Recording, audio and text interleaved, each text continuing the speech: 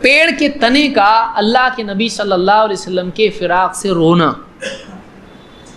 جابر بن عبداللہ رضی اللہ عنہ فرماتے ہیں کان المسجد مسقوفا علی جذوع من نخل، مسجد نبوی کھجور کے تنوں پر ٹکی ہوئی تھی، یعنی اس میں پلر، جیسے مسجد میں پلر ہوتے ہیں، مسجد نبوی کیا تھی، اس میں پلر لگے ہوئے تھے، اور وہ کیسے تھے، کھجور کے تنے تھے، اس کی چھت ٹکی ہوئی تھی اس پر۔ فکان النبی صلی اللہ علیہ وسلم اذا خطب یقوم الی جذع منها، اللہ کے نبی صلی اللہ علیہ وسلم جب خطبہ دیتے تو آپ کسی تنے سے، ایک تنے سے ٹیک لگا کے آپ خطبہ دیتے تھے، ٹیک لگا کے آپ خطبہ دیتے ہیں۔ فلما صنع له المنبر وكان عليه فسمعنا لذلك الجذع صوتا كصوت العشاء، جب ممبر بنا تو اللہ کے نبی صلی اللہ علیہ وسلم ممبر پر بیٹھ کے خطبہ دینے لگے۔ جب آپ نے اس تنے کو ٹیک کیا، اس کے پاس خطبہ دینا چھوڑ کر ممبر پر بیٹھ کے خطبہ، یعنی ممبر پر خطبہ دینا شروع کیا، آپ ممبر پر جا بیٹھے اور ممبر پر کھڑے ہو کے خطبہ دینا شروع کیا، تو ہم کو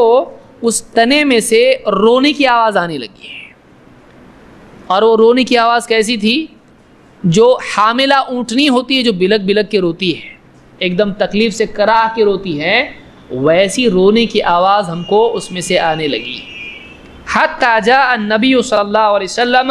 فوضع یدہ علیہا فسکنت، یہاں کہ اللہ کے نبی صلی اللہ علیہ وسلم یہاں تک کہ آئے اتر کے ممبر سے، اور آپ نے اس تنے پہ ہاتھ رکھا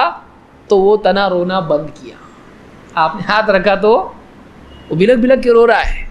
کہ مجھ کو ٹیک کے خطبہ دیتے تھے، آپ بچھڑ گئے مجھ سے، یعنی میں بچھڑ گیا آپ سے، آپ الگ ہو گئے، آپ نے چھوڑ دیا مجھ کو، تو رونے لگا۔ آپ آئیں اور آپ نے اس پر ہاتھ رکھا تو اس نے رونا بند کیا۔ اس کو امام البخاری نے روایت کیا ہے، صحیح بخاری میں روایت موجود ہے۔ حسن بصری رحمۃ اللہ علیہ اس روایت کے ساتھ کہتے تھے کہ تم کیسے برداشت کر سکتے ہو اللہ کے نبی صلی اللہ علیہ وسلم کی وفات کے بعد آپ کے فراق کو، ایک تنا برداشت نہیں کر سکتا، ایک بے جان پیڑ کا ٹکڑا برداشت نہیں کر سکتا ہے، وہ اللہ کے نبی صلی اللہ علیہ وسلم سے جب الگ ہوا ہے تو اتنا رو رہا ہے، اور اللہ کے نبی صلی اللہ علیہ وسلم کو تم نہیں پاتے ہو تو تم کو کیسے صبر ہو جاتا ہے۔ یعنی آپ کی وفات کے بعد اس طرح سے کہتے تھے۔ حسن بصری تابعین میں سے ہیں۔